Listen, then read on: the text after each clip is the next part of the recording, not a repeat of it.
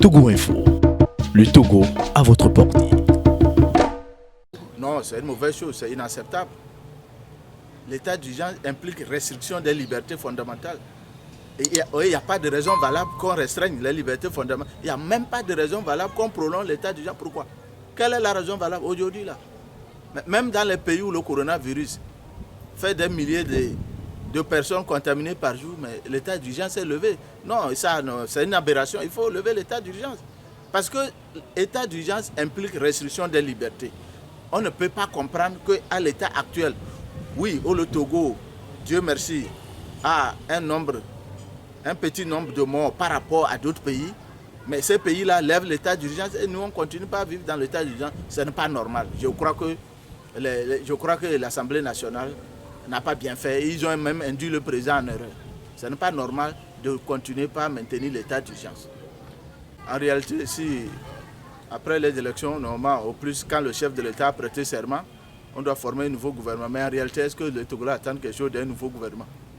Bon, pour moi, ça ne me fait ni chaud ni froid. Parce que c'est un système. Si le système n'est pas réformé, même si on forme 10 gouvernements, ça donnera le même résultat.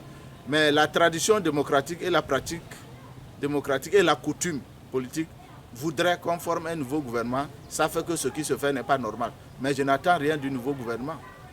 Donc, je souhaite, bon, pour la pratique, qu'un nouveau gouvernement soit formé.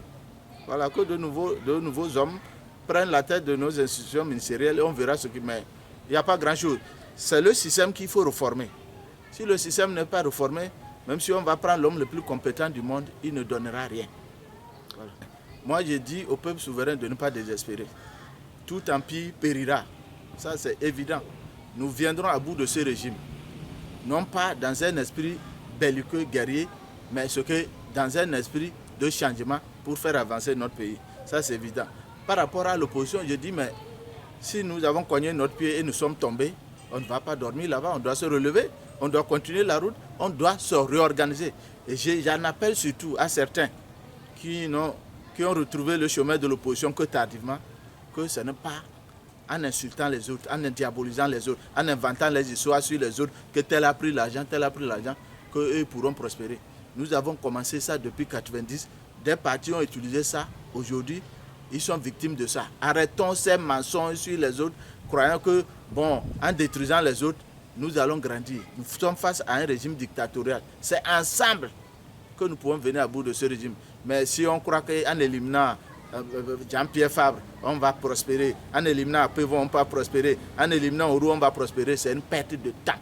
Il faut qu'on se ressaisisse, que l'opposition se ressaisisse, constitue une force et exige qu'on discute des conditions d'organisation des prochaines échéances électorales. Et il ne faut pas attendre à la veille des élections pour courir, on va dire que non, c'est fort court. Non.